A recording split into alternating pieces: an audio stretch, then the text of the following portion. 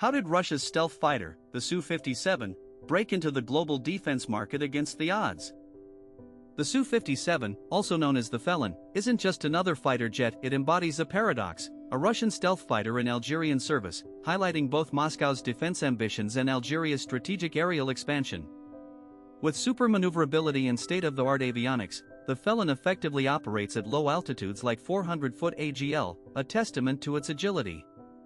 But here's the kicker, in the global arms trade ecosystem, the Su-57 sits like the shark in a pond of smaller fish, adapting DARPA offset-like swarm capabilities to traditional air combat, a truly unique fusion of old-world design philosophy meeting new-age tech innovation. This matters because it highlights a shifting paradigm in defense. Traditional defense powers challenging Western air superiority with cost-effective, yet potent alternatives. It's a testament to how geopolitical alliances, beyond just tech, shape military balance, much like AI disrupts traditional sectors with groundbreaking applications that question the status quo. Follow for more defense tech nobody is